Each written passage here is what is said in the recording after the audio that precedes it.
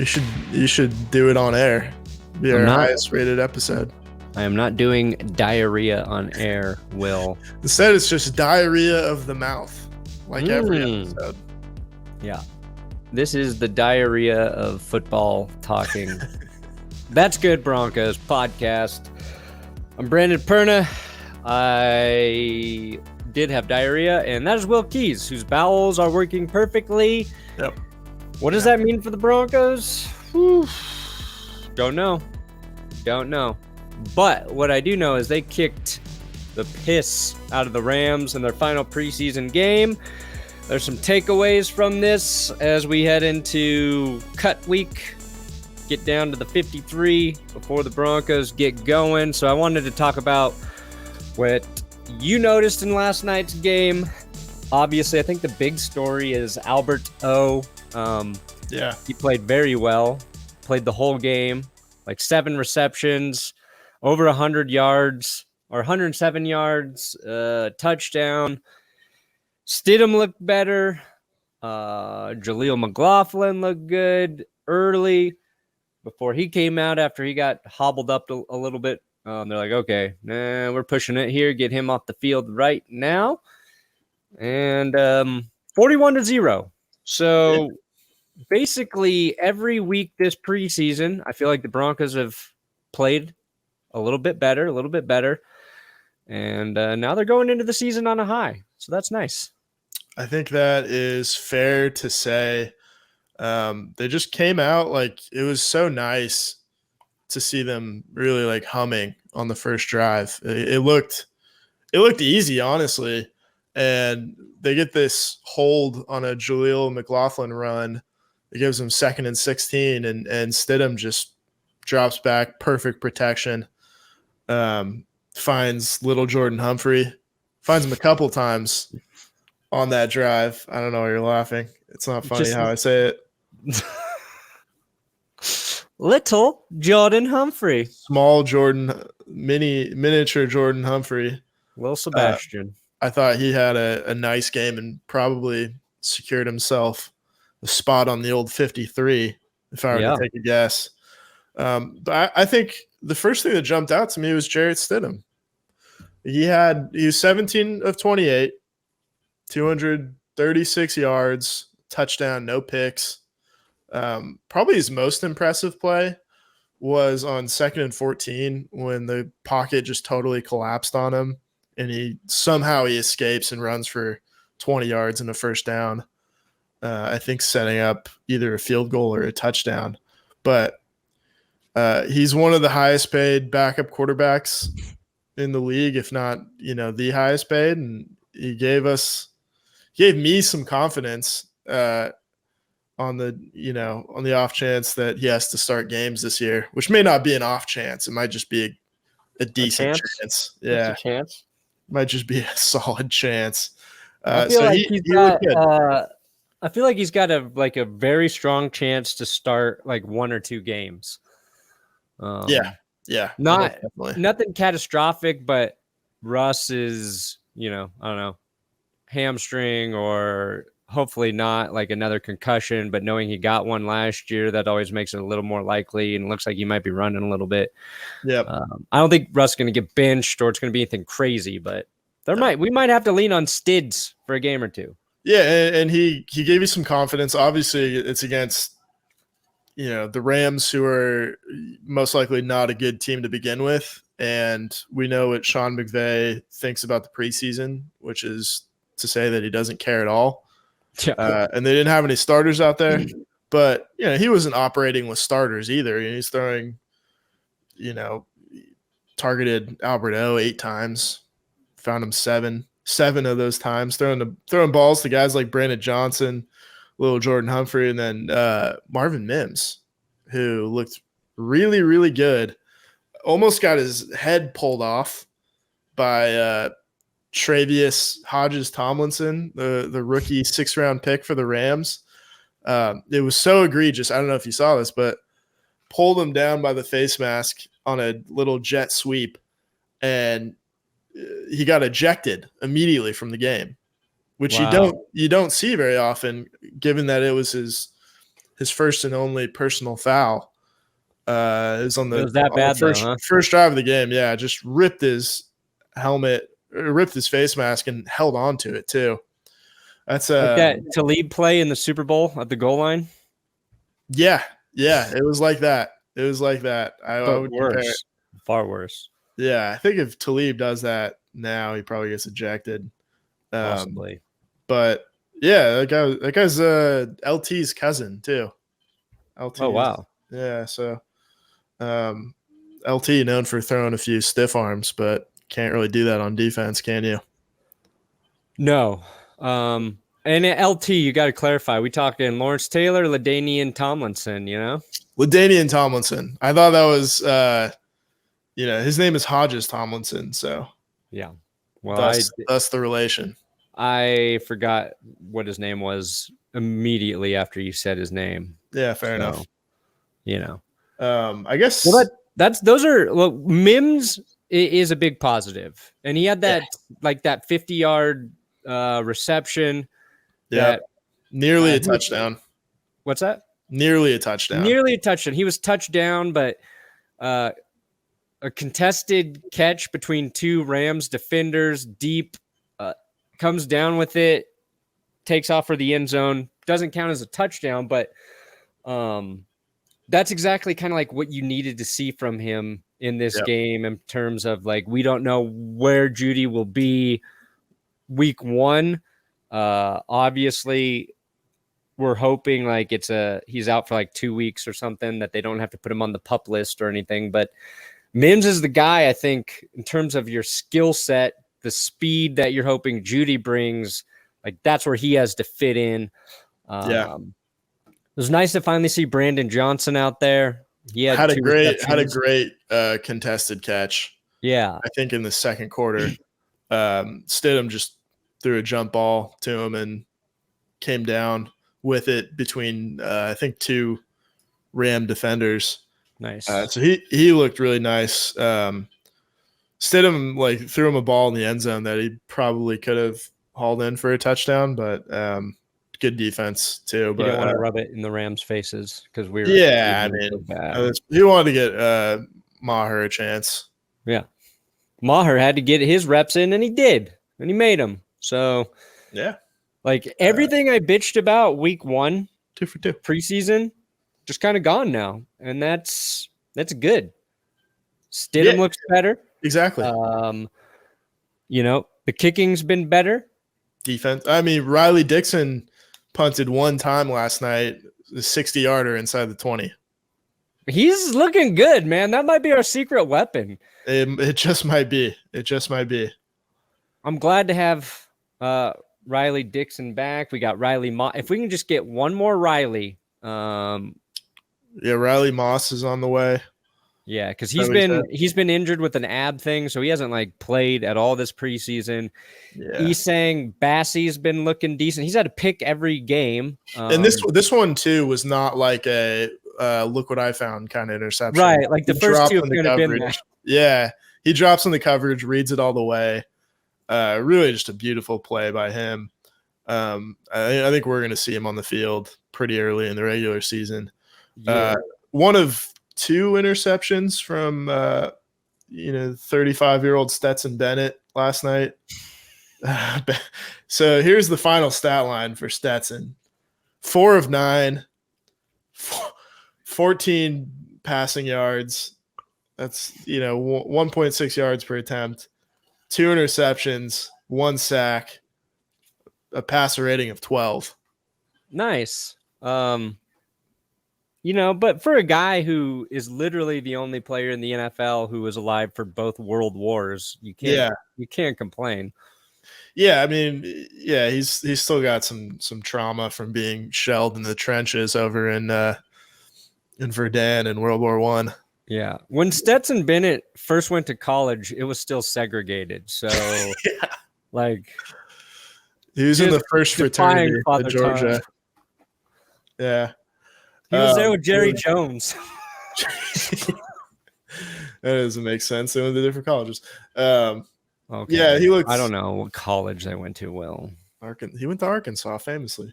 We also saw Brett Rippon for the Rams. Yeah, that was brought up some emotions for me, like, oh, Brett. Yeah. Hope you get a chance there, Brett. I do too. I like him. He's got kind of a noodle arm. 7 of 13, 60. None of the Rams quarterbacks look good. Some guy named Dresser Wynn. I don't remember this at all. Dresser Wynn attempted 5 passes for the Rams. Wow. So the Rams totals, they threw for a combined total of 88 yards. Broncos threw for 342 yards.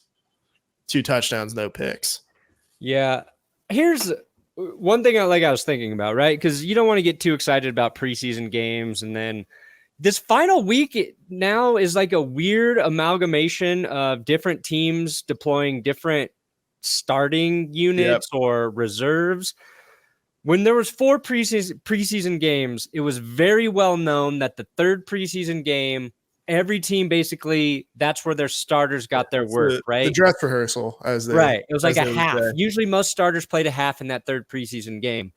Now this year, we watched like a bunch of teams not start starters week 2, and then this last round of games, like Josh Allen was out there playing. Aaron Rodgers. Aaron Rodgers gets his work in. Deshaun Watson's playing.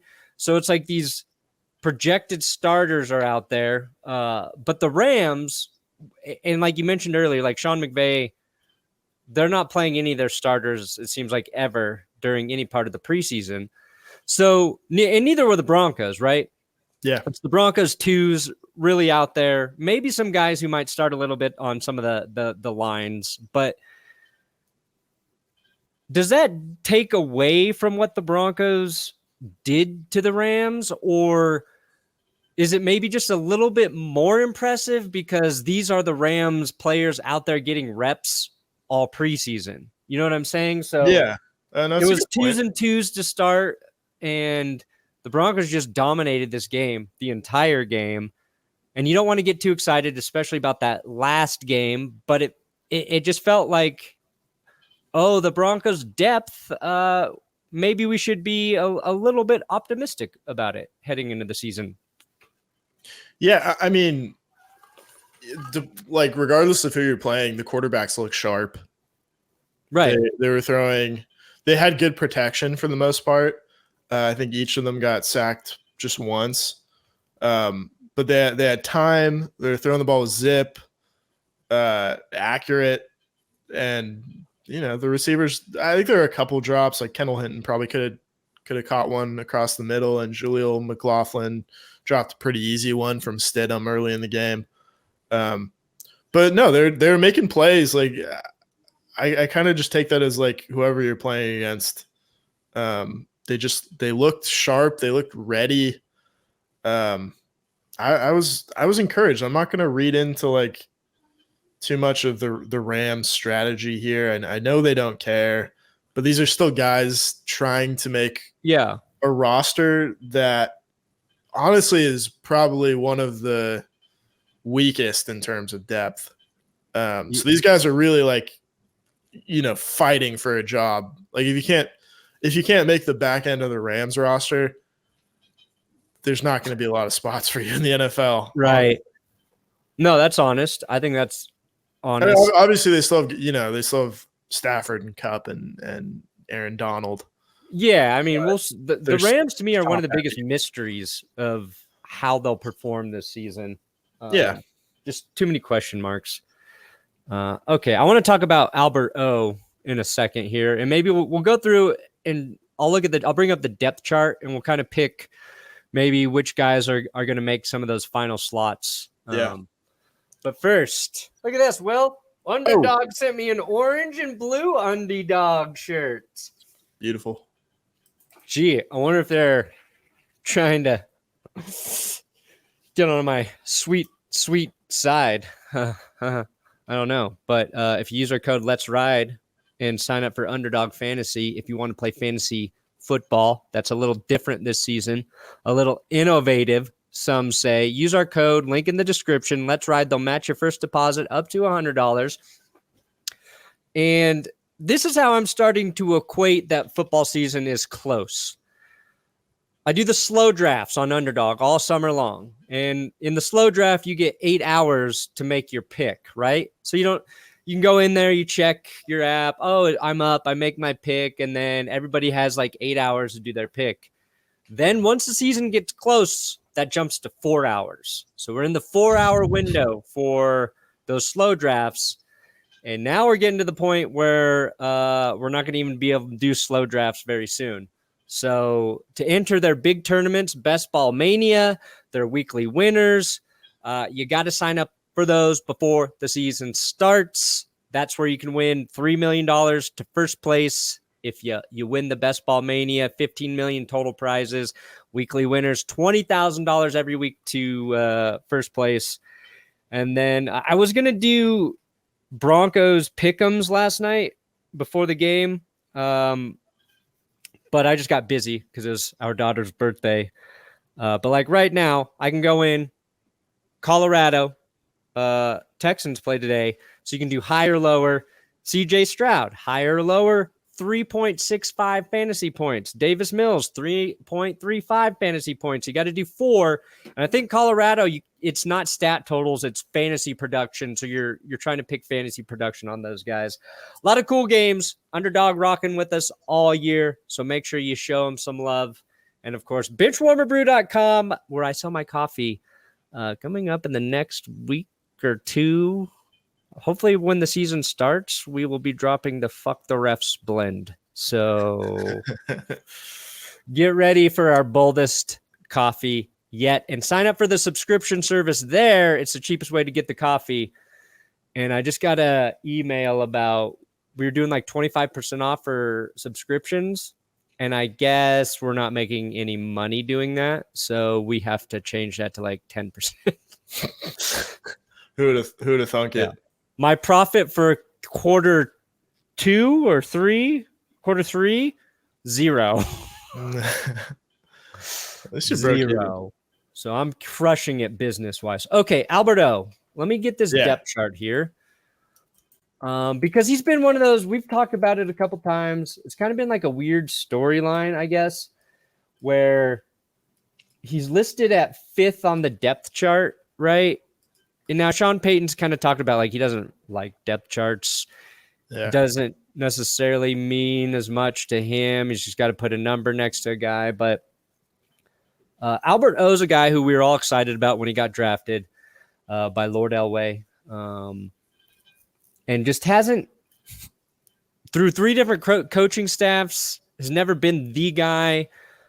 He's super talented, super athletic.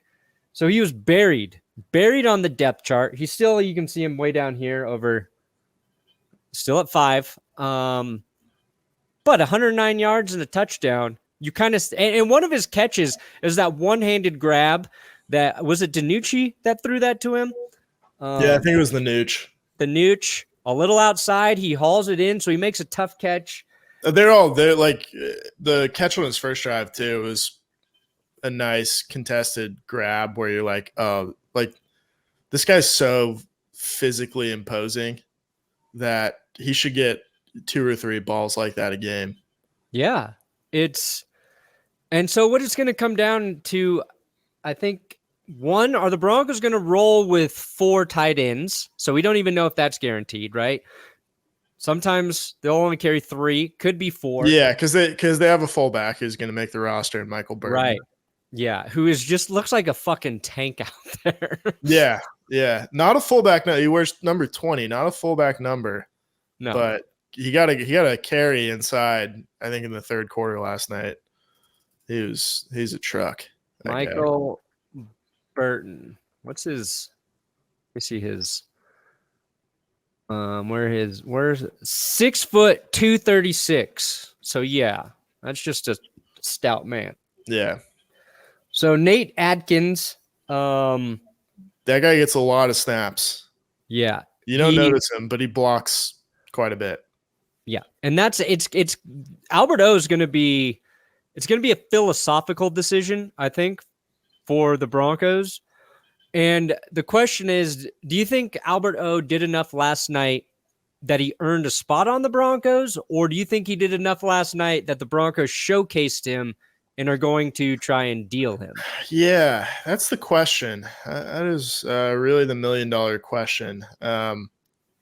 I I think cynically, I think they gave him a lot of targets to trade him.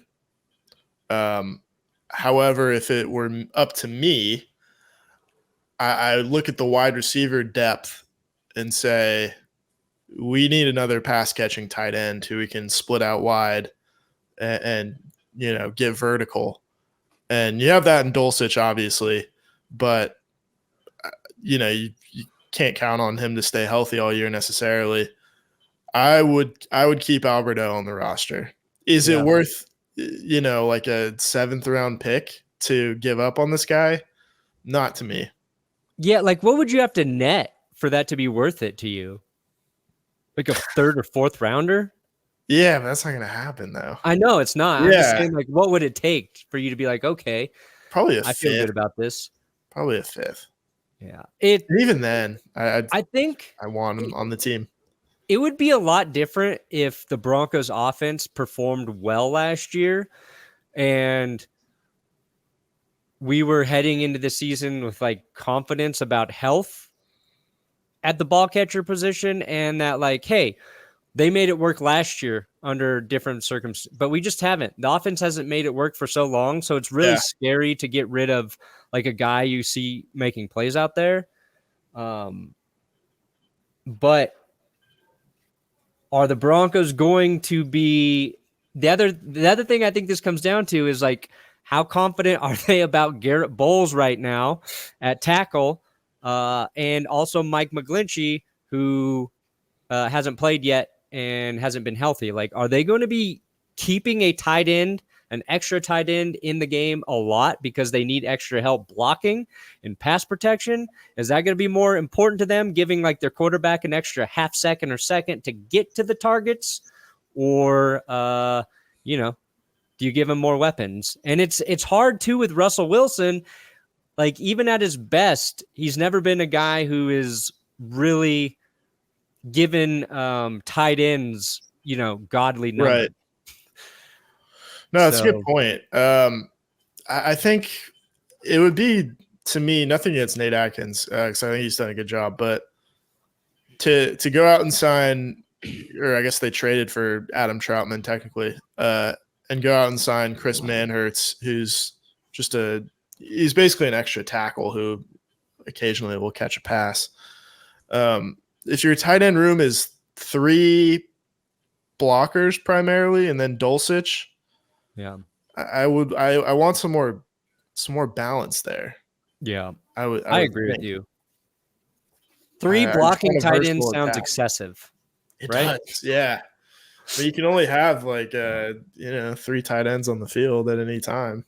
The team, and you got that fullback in there. I think like a team that would be interested in Alberto is the Rams too, right? Like, yeah, after this week, I bet they are basically. Ben Skoronek's a receiver, isn't he? Yeah, he's a wide receiver. Anyway, so like, I agree. I hope they keep him. And I just think like Sean Payton is so good with tight ends too. Like you saw what he did with, and I'm not comparing him to Jimmy Graham, obviously, but he's got kind of a similar profile physically. Yeah. That you just wonder if Sean Payton, if he can't get something out of him, who can? I just worry that like we're going to give up on him too early, and he's such a talented player, such a gifted player that someone's going to find him and unlock his potential, which we obviously saw last night. Yeah, because they asked Sean Payton, like every coach gets this question after the final preseason game, like, how hard is this week for you? It's like, no, it's really easy actually. Yeah, it's like I delight in I love ruining young men's dreams who have worked their entire life for this opportunity. Yeah, it's very simple. Yeah. I wish I could cut more players. Yeah. But his answer, wasn't like this super sympathetic one. His take, and this is kind of what I like about Sean Payton, is he's a little bit ruthless in that Yeah. he's like, you don't want to let a guy go and then see him go somewhere else and succeed. Yeah. Like, I'm paraphrasing, but that's Unless it's like basically the what he said. XFL. Yeah. Where like, the palatable answer would be like, look, if we let a guy go, we're hoping he gets an opportunity somewhere else, and we're hoping he makes us like regret it. Like that's kind of like the canned answer. He's like, we don't want to cut a guy and then he's fucking good somewhere. Yeah. And I think I Alberto agree with that. is that guy. And based on everything I've heard, he also had like 2 really good weeks, the last like week and a half of practice, and he tore up the Rams basically all week. I guess I think it was Andrew Mason said he had like 4 touchdowns against the Rams in their scrimmages this week. So yeah, obviously he carried over. Yeah. If anybody put a performance up that made the team last night, I think it's Alberto. And then I think Jaleel McLaughlin is kind of sealing himself as I mean, that kind of shows guy. you how much this depth chart matters because he's behind Tyler Beatty and Tony Jones. Yeah. On this. It might be a little, this is as of 4 days ago. It's been updated. Yeah. But he's as much of a lock as P. Ryan or Williams is. At this point. And that's hard because I think Tony Jones has something as well. It's just he's just another kind of big back, right? And like if Javonte Williams went down, Tony Jones can kind of is a little bit more of a mold of Javonte, but Jaleel definitely brings something else. So I think Jaleel makes it. We'll just say we think Alberto is going to make it. And then I didn't see the play because we were driving home, but I heard on the radio when Drew Sanders, he got flagged for body slamming somebody. Yeah, it was not egregious. He probably should have strong guy. He's just strong as hell. He didn't know his own strength on that play. No, I didn't. Yeah, it was a flag probably, but it didn't seem dirty or anything to me. He was really good last night. He was just all over the field. Good. There's this one third down where there's a little flare pass to the running back. I don't remember who, but Sanders is just there and uses the sideline to his advantage and stops the running back a yard short of the first down. Like, damn, he's fast. Nice. Just reads the play well. And obviously drops into coverage, picks off Stetson Bennett, runs it back 20, 30 yards. And he Stetson fumbled. Bennett forces the fumble. Nice. Okay, Stetson, you wily veteran. Stetson made one play, but you know who jumps in there is Elijah Garcia, who's had a play. That's right. Yes, that's what I was going to mention. Garcia makes the recovery. Yep. And that's not necessarily in and of itself a huge thing, but this is the third time Elijah Garcia has been in the right place at the right time to make a play, right? He's had a couple sacks. He had an interception. Now he has a fumble recovery. When you see guys do that consistently, to me, it just signals they are smart football players. They're just ball magnets. And they're going to be in positions to make plays. I don't think you understate those plays. You know who that reminds me of? Who? Is Shelby Harris. It's just one of those guys who just he's just a playmaker. You don't know why, but he's there. He is there. Love it. Miss that guy. And so Elijah Garcia, he's got a chance to make the roster. That tackle Stetson Bennett did to force the fumble, those were some hand-to-hand combat tactics that he learned with his stint in Vietnam. So when he's so tiny that they would, he'd be the first guy to clear out those tunnels. It's a really dirty job, but somebody had to do it. Yeah, he was just a jack of all trades. In his elder years, no less. He's already getting up there. Yeah, I do like the speed Drew Sanders brings. So fast. And I think one thing I wanted to say about Sanders is I don't want to get ahead of myself whatsoever. However, if you were to design a linebacker to cover Travis Kelce, I think it would look a lot like Drew Sanders. Yeah. Speedy, smart, good hands. Yeah, we'll see, We'll right? see. Like, isn't I he don't- built kind of like Isaiah Simmons? And that was Yeah, like a little Vance bit. Joseph's guy, and Isaiah Simmons just got moved to the Giants from the Cardinals. Yeah, I mean, if we don't draft Drew, Drew Sanders, I bet the Broncos make a play at Isaiah Simmons. possibly. But I think we've got a better version, perhaps. Boom. We got the next Luke Kuechly. Yes. Hall of Fame. Boom. Confirmed. Locked in. Yeah. See you in 2042. Just a guess. Okay. He's saying Bassey. Yeah, because K'Wan Williams is injured right now too, right? Yep. They don't even know when he'll be back. Yeah, and we didn't see any Pat Surtain. A lot of snaps for Jaquan McMillan last night. Pretty much everybody in the secondary held up all night. Yeah. No one was really getting picked on obviously the Rams completed half their passes for 88 yards.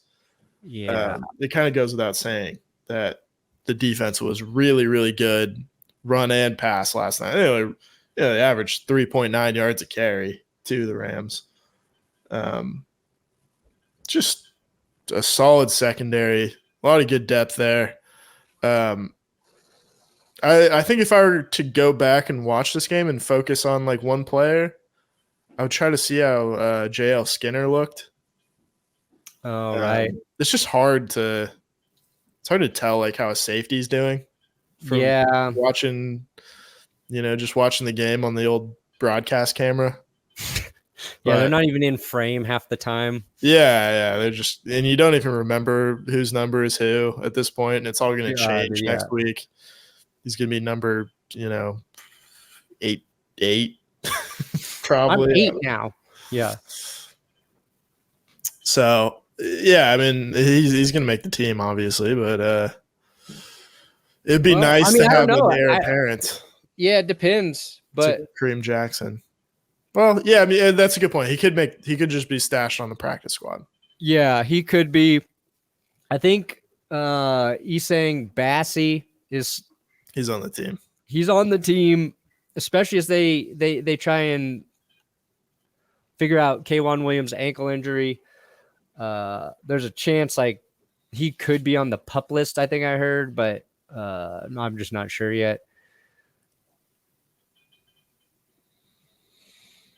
Yeah, I mean, the big question mark is Riley Moss. Obviously, what does it look like? Yeah, you'd like to see him play. I just want to see a white boy there at corner. Just for the novelty of it, right? Move him to safety. No, I don't. Yeah, that's as racist as it gets. Telling Riley Moss to move to safety. It's like telling Lamar Jackson to switch to running back. Yeah. I won't accept any of that kind of talk. And then Nick Bonito has kind of worked his way up to possibly being a starter on edge. Could just start. I mean, they didn't play him last night, which tells you everything you need to know. Yeah, he worked the Rams all week, I believe, with their scrimmages. So yeah, so I think you get out there and it's probably Gregory and Benito out there, kind of from down number 1 on the season, and you mix Frank Clark in there as kind of just like a second unit guy, and then what's the deal with Baron Browning? Are we just waiting a week or two, or I don't know. So obviously, I think when he gets back, he's too good not to start. But what's his injury? Knee surgery. That was back in June. yeah. Baron Browning to begin season on PUP list. Yeah. So he'll be out for a little bit. Yeah. God, he's good. So Benito, you got Browning recovering. Jonathan Cooper's in there. They got a lot of nice depth there. Yeah, it feels like just like 5 solid guys. Hopefully one emerges as like a dominant player, but that's basically like without the Broncos spending like some big draft capital on like an edge guy, this is as good as we could hope for right now. Yeah. Maybe it's pleasantly surprising. Do you feel like before let's get out of here, but is there like a surprise cut you think might? That's a really good question. I think Alberto would be a surprise cut, kinda. Like we spent a lot of time talking about. It's not a surprise in that he's on the bubble, but after the way he performed, that would maybe be a surprise. Yeah, well, they're not cutting Purcell. After he restructured. Yeah. Sheesh. I would like to pick one, but I don't think there's anything that's going to blow our minds here. It would be really shocking, I think, if they cut Kareem Jackson. I don't think that's going to happen. No, I think yeah, he's been the healthiest safety. He's been the healthiest safety. Like he's such a even unique Simmons player. got some groin shit going on, so yeah, you can't do that. Nothing's gonna. I don't think anything's gonna surprise us, to be honest. That's a good thing, right? Maybe like Kendall Hinton, something like that might be a surprise. I wouldn't be terribly surprised by that. I think little Jordan Humphrey looked so good last night. There's a good chance they cut Montrell Washington. Yeah, I agree. Because Mims too. I don't think we mentioned it, but he had a nifty little punt return last night. Jeez. Pat Surtain gets the axe. That would surprise me. Yeah, that would. If they really want to throw us for a loop, they should cut the best player on the team. Yeah. Stash him on the practice squad. Okay. Well, we'll just see what they do. We won't pretend like we've over-researched this or anything, but... No, because we haven't. Nope. Nope. That's what the Let's Talk Broncos guys are for. Yeah, we'll let Zach tell us. Well, no, Tuesday. Tuesday's cut down, so we'll have a good idea what the team's going to look like. But overall, this has been the preseason. Trending in the right direction. Injuries in there, yes, but they do look